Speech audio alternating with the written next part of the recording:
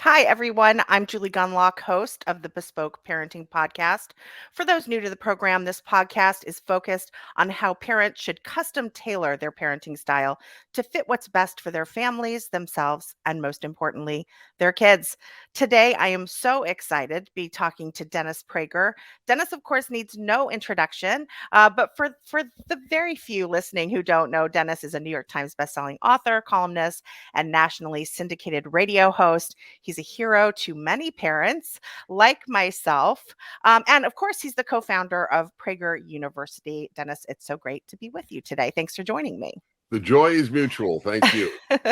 Look, today we're going to be talking about homeschooling. This is an issue you are very passionate about. But before we get started, because this is the Bespoke Parenting Hour, I always like to ask my guests, what kind of parent were you? There's a lot of labels today on parenting, and maybe you combined a few different styles. I certainly did, but how did you view parenting as you were raising kids, and how would you label your parenting style? It's a wonderful question, and I'm thinking, how do I properly respond?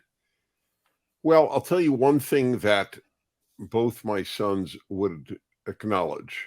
In other words, if you asked them this, I know that they would say this. From the get-go, I said to them, the only thing I really care about, or the thing I care about more than anything else, let's put it that way, is their character.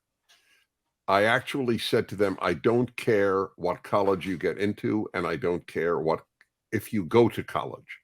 I only care about your character. If you get into Harvard and I don't like your character, I will have failed. If you don't go to college at all and I like your character, I have succeeded. Number two, I sought to be a parent.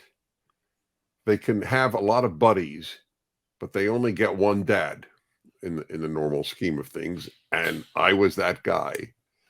And I wanted to radiate fatherhood, manhood to my boys. No one is a perfect model, but I aimed to be a good model of what a man should be to my two boys. That was extremely important to me. And number three, when I am called by new parents, which is frequent, and they say, Dennis, give me one piece of advice regarding raising a child, this is the piece of advice I give them. Self-control is infinitely more important than self-esteem. So those are my three immediate answers to your question. Boy, that's that's a great answer, and I feel like it's interesting. I do wanna talk about homeschooling, but as the mother of 3 boys, I feel like that answer was so wonderful for parents of boys because some of the things that you suggested or you talked about, it's not what boys are being told today. Between toxic masculinity, and, when we think about what happened on the subway in New York City, with this madman Jordan Neely coming in and threatening people, and then the passengers are saved by this brave ex-Marine. And he's now indicted in New York for being a good person, for having good character, for saving others, for being brave. It bothers me tremendously in our culture what boys are being told. Is that one of the reasons that you think homeschooling is a better way to go for parents? It is one, but the major reason is the schools are toxic. Why would you play Russian roulette with your child? It is so amazing to me. Many parents are afraid of their kid going on a diving board, something that was completely ubiquitous when I was a child and was banned in California home pools, I don't know, 30 years ago, and jungle bars and seesaws. The that They've now, by the way, banned in California. There's a law, and it'll pass, of course, because the Democrats can pass a law that the Earth is flat, and they on occasion do. That Skittles will not be allowed because, among other things, it has red dye Oh number God. 3 in Oh it. God. So that parents are worried about, but sending their child to a place that from the get-go will say, you can choose whether you're a boy or a girl, Right. or neither, or both. and you can go back and forth. And forgive me, I heard you inhale, and I always stop when I hear inhale. Well, gosh, you just mentioned the transgender issue, which is just this awful sort of, as you have been very outspoken about this, it's this cult and it's spreading, particularly among girls. But it was interesting. Just this morning before this podcast, I was scrolling through Twitter because I'm a masochist, and I saw this clip of you in 2019 on the Bill Maher show, warning people about just how radical it's going to get. And Bill Maher was sort of, come on, come on. So this was not on the schedule of things to talk to you about, but since I have you, thank you so much because again, you were ridiculed by him and by others at that time, but we are there now. We are there. We are at this point where, men are saying they can menstruate or breastfeed or what have you. And you predicted that very early on. So thank you. And again, I think this cult that we're seeing among young people today is another very compelling reason to homeschool. But back on the homeschooling thing, I'm the queen of tangents, but I'm trying to control myself. Let's talk about some of these what people say are barriers to homeschooling. And I would love to get your thoughts on each of these things. And Dennis, I will tell you, these are the things I hear when I talk to parents and I say, you really should homeschool. You shouldn't put your child in I hear parents saying their kids are being bullied and attacked and they're coming home, they can't do simple math. And I'm like, why aren't you homeschooling? So let's go through those. I work, my spouse works, outside the home. What can I do? What's the answer? What do you say to that? Well, I have two answers. One is philosophical, moral, psychological, and the other is practical. The first one is this. I have never met anyone who said, and I've met a lot of parents, both through the radio and in person. I never met one who said, I really regret that I homeschooled my child.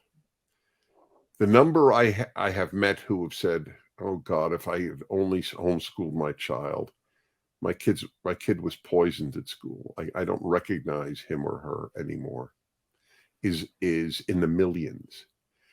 So that's the answer in the long run. So if you take a financial hit, move to a place that's cheaper. I know it's easy for me to say. It's easy for me to say that if it's freezing out, wear a sweater. It doesn't make it wrong just because it's easy to say.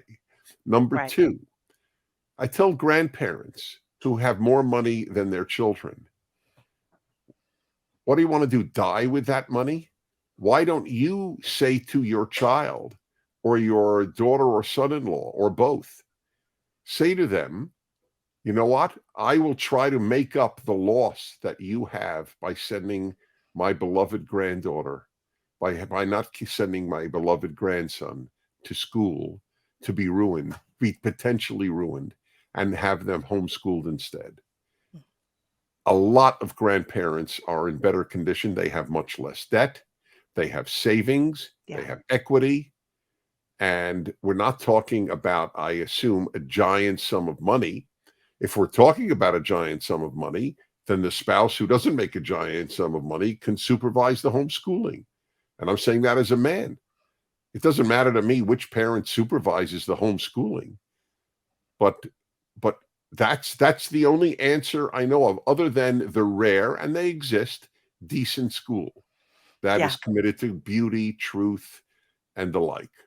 The classical school. Yeah. Which Some classical. yes. It's so easy to go woke. I had a Shabbat dinner, Sabbath dinner a few weeks ago, and a girl was visiting from an Orthodox school. I went to Orthodox schools myself.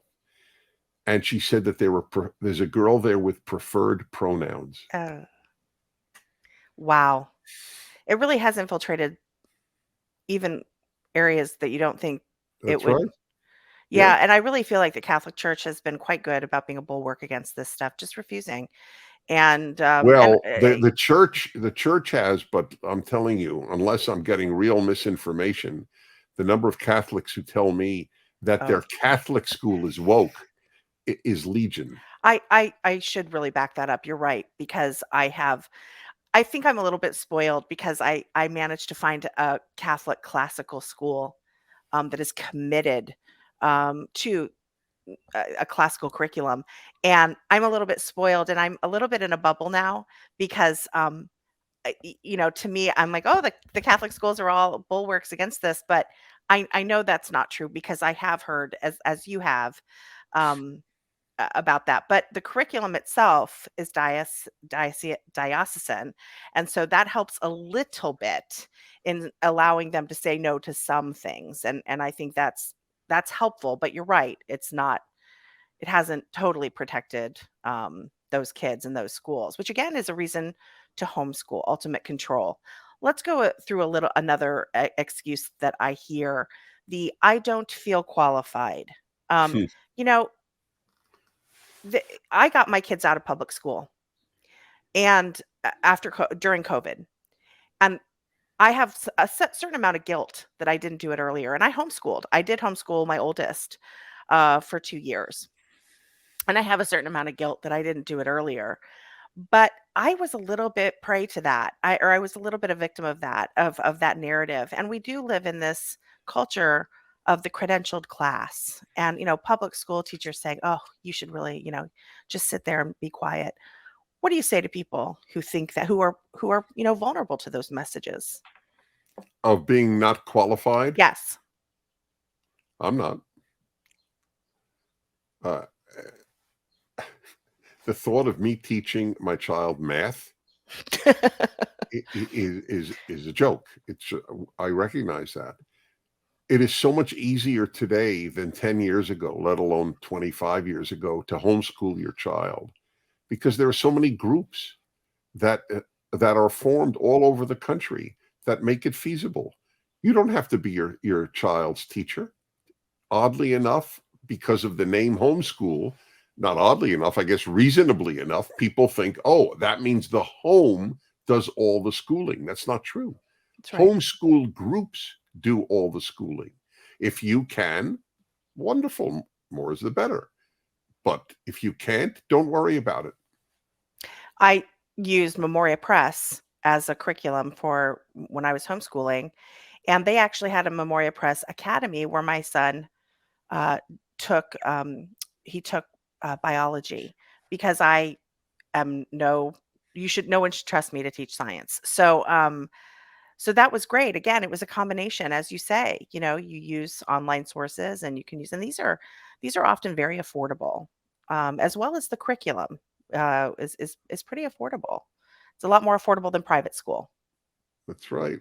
And again, the price paid, potentially paid, the percentage of kids in America today who say that they are LGBTQ, it is what, 10 times larger than 10 years ago. The point is not anti-LGBTQ. It is anti a culture that confuses your child about Yes. his or her sexuality. Yes. That schools in the most conservative places tell their teachers, don't call your students boys and girls Yeah. because it's not inclusive. Yeah. Yeah. I It it, want it I want my son to think he's a boy and my daughter to think she's a girl. I don't understand why that's asking too much. uh, this leads right into another question. Maybe among conservatives, this is less of a concern now, but the whole idea of my kids won't be socialized. What do you say to people who are worried about that? It's not true. I mean, it's an understandable worry. People have this vision that the only people a homeschool child relates to is the parents or maybe a sibling, but it's not true. They are extremely well socialized. I meet so many and talk to so many homeschool kids. They seem to be so much healthier as a general rule. There are exceptions to every rule. That's why we call it a generalization. In general, you could spot a homeschooled kid in a nanosecond if you know what to look for. For example, they're not jaded. They're wide-eyed, optimistic. They Yes. embrace the world. They don't have a cynical, even sick view of the world that they are given from kindergarten as a Yeah. kid. They missed out on drag queen story hours. For that alone, why would you keep your kid in a regular school? Life life tests us, It does. and it is as simple as that. And you may luck out, your kid go to regular school, regular high school, and a normal college, and come out wonderful. That could happen, and it does. It's not the rule. I often feel bad for parents who say, my kid went to, we were so close. Right. My child was so happy. And then they went off to, now more than ever, it's happening. They went off to high school. And I suddenly noticed they were sullen, depressed, That's right. had lots of anxiety. Then, my gosh, they go to college. One I'd thing that, like to have a survey, but I doubt if any secular source would do this. And I'm not even advocating necessarily religious homeschooling, even though I'm religious, but just homeschooling. I would like to see a survey done. I'm sure it won't be, of the percentage of homeschool kids on antidepressants versus the percentage of non-homeschool kids. Will that, let's say it's dramatic, will that move a parent to homeschool their child? that's so interesting. And I think you're right. I think the other thing that was so interesting for my son and I when I started to homeschool him is, of course, I had always talked to my son. I was always very involved in my son's world, but we were both learning at the same time, and we sort of and I'm like you, I'm a parent. Bottom line, I'm a parent. I'm not your friend. I'm not your I don't Mm-hmm. hang out with you. I'm your parent. But it did actually make us kind of enjoy this time together, learning together, discovering new things. And it makes that relationship, frankly, really interesting and complicated in a good way. And I found that he would discover something new in a book and he would want to talk to me about it. So it was a beautiful result of homeschooling. The closeness, it makes you closer with your kids instead of sending them off. And then you're like, where did they go? What happened to them? Another incredible benefit of homeschooling. One quick thing, and we're running up against time, but I want to talk to you about this. I work at IWF, right? And we're known for debunking the wage gap, right? But there is, interestingly, a bit of a gender gap when it comes to homeschooling. A lot of moms are doing it. What advice would you give to dads, and how would you encourage more dads to get involved? And I'm not saying take it over, but maybe teach a class or, take control of one area. Um, I just think that more dads need a little bit more encouragement to get involved in this movement as well. So it's a tougher question than it sounds. Obviously, if dads would be involved, it's wonderful, because every dad has some expertise in something that would be of tremendous benefit to the kids. If it's to coach them in athletics, if necessary, let alone in some arena of knowledge that the dad has. But I want to be realistic. If the dad has taken on the great bulk of money earning Yes. in order for this to happen, he has made this possible. Since you're a religious Catholic, you might enjoy this. I'm a religious Jew and I've written books on Judaism. So in Judaism, the belief that there's no higher goal than studying Torah in the broadest sense of God's word. But there is a person, and this is normative Judaism. There is a person who is considered as meritorious, if you will, as the one who studies.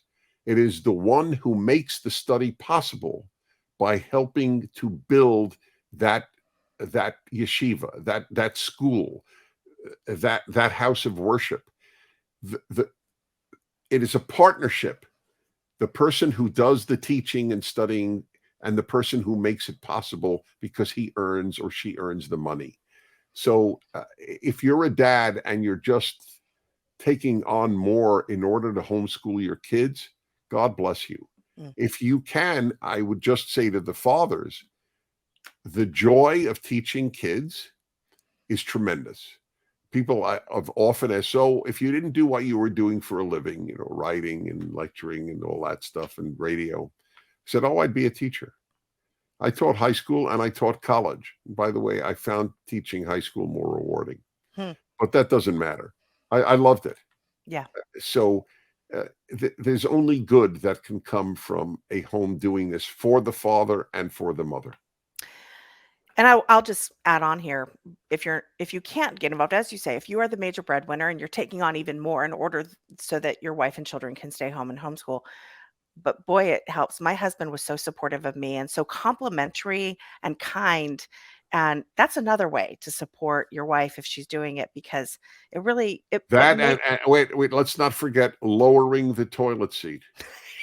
yes, I just thought please. I had to throw that in. As a mother of three boys, I'm really feeling that comment. So yes, thank you. Last question. You don't just promote homeschooling. You, of course, do a lot to support parents doing it. Let's talk a little bit about PragerU and the resources you offer parents. Honestly, I said you were my personal hero. My son, I think he's watched every single PragerU video. He is so excited about this. I am super, super cool, mom, to be talking to you right now. But I want to take a moment for you to talk about it, and so that parents know that they exist. We have so much material. You can use PragerU alone and essentially raise your child. I'm not talking about biology and math. Right. We don't teach biology or math. We teach life, we teach history, we teach meaning, we teach clarity, we teach logic. We do it in a fun way, but very seriously. We have almost 600 5-minute videos on virtually every subject by some of the most remarkable thinkers alive today. And we have an enormous body of literature for little kids, which gives them a beautiful introduction to Memorial Day. What is it? What does it even mean? The average American kid has no clue what Memorial Day means. Right. Increasingly, they won't even know what July 4th means. Yeah. So yes, and it's all free because we have a tremendous amount of terrific people who donate to make what we do possible. It's all free, PragerU.com. And we will put all of the links at the bottom of this podcast as well, so people can find it there.